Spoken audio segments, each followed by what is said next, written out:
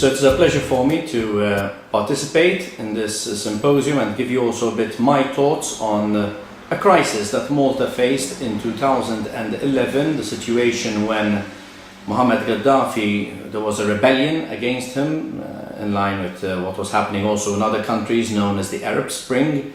We know that in Libya also a revolution took place which unfortunately caught Malta a bit by surprise because of the situation with the borders of Libya. It seemed that the only safe passage out, especially for the thousands of expatriates that were caught in the crossfire in Libya, was effectively to cross the sea to Malta. This through various means. There were organized means from various countries who were trying to bring out the people from Libya by chartering planes or boats, by the Maltese government himself, who was sending the catamaran on a regular basis to try and pick as many people as possible, as also the situation was that a no-fly zone was being imposed on Libya, and therefore there were limited flights between Malta and Libya and any other country really. In fact, Air Malta was the last flight to leave Libya at a great risk, because at that time Malta had also refused to give back two Mirage fighters that had deflected from the Libyan army and landed into Malta, and Gaddafi insisted that they wanted the planes back, but the Maltese government then had refused.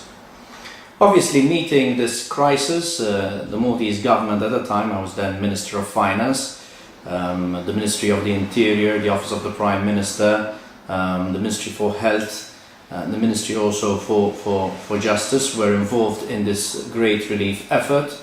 There was a coordination team with political clout, but also key civil servants in all the sectors: the army, the police, civil protection, the health authorities, the hospitals, also private contractors that were involved with hoteliers, chartering also big boats, cruise liners, to be able also to host the thousands of people that were literally on the Maltese shores. Now please appreciate that Malta is a country, a small island of 100 square kilometers in the middle of the Mediterranean with a 400,000 population, and therefore having an influx at some point of 40,000 people coming from Libya, mostly migrant workers escaping the regime, was indeed for us a situation of crisis. Clearly Malta was not prepared for it, although we did a sterling job. In fact, Malta was very much praised by a lot of international leaders for the way we have handled the situation. But clearly it was a crisis situation. People had to sit around the table, make plans, emergency plans, trying to see how to cater for the situation. The crisis was twofold: the people who are coming, but a lot of people still stuck in Libya that needed to come out. But also then, post the initial crisis and the influx of the humanitarian assistance we are required to give to these individuals, there was the situation of the conflict in Libya, the injured people in Libya, and that Malta then also took a role of acting as a hospital for both sides of the conflict, in not refusing to give humanitarian aid in the form of health in our hospitals for people who were injured in the conflict. Malta played this important role, and I think played it admirably and with the limited resources to its maximum capacity, also receiving assistance also from international organizations like the World Health Organization and other international organizations, to be able to support the Libyan people and those people who were caught in the conflict. As I said, there were structures that were quickly built to assist both in the immediate humanitarian assistance and also in the longer assistance that was granted. In fact, assistance was still being given to the Libyan people up to 2014, where we are still taking also injured people from conflicts that were still emerging. I think rather than going into the detail of what Malta did, the real scope is to ask the question: if Malta was prepared, could Malta have done things better? And I think definitely yes. Clearly Malta was caught on the wrong foot. Clearly it found a lot of generous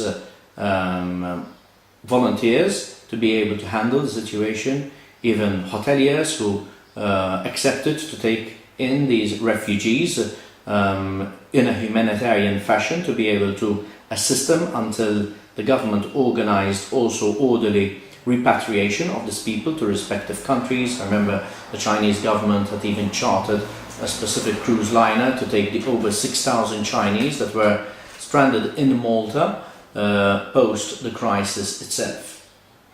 I think it would be important for respective governments to have disaster plans for eventual disaster situations that could be faced. There are the obvious ones. Any country can face an earthquake or a severe storm that could create serious issues. And therefore these issues could be well taught before as to what a government should do, how agencies should respond, the levels of communication, what happens if you lose key people that should be involved in the emergency coordination, who replaces them. Today in modern business, there is the concept of a business continuity plan. I think also nations need to have their own plans that assess the risks that a country could be involved in, that think about how these could be addressed, to create the links immediately with international organizations, internal stakeholders, contractors, in terms of what needs to be done in such a situation, to be able to trigger an immediate response which could indeed save thousands of lives if taken on a timely manner.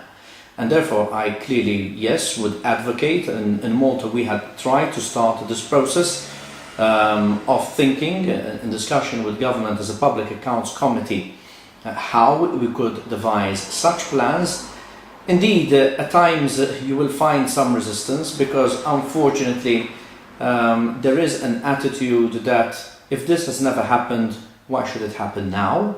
But I think precisely we need to plan for these eventualities, because things do happen, as we've seen in 2011.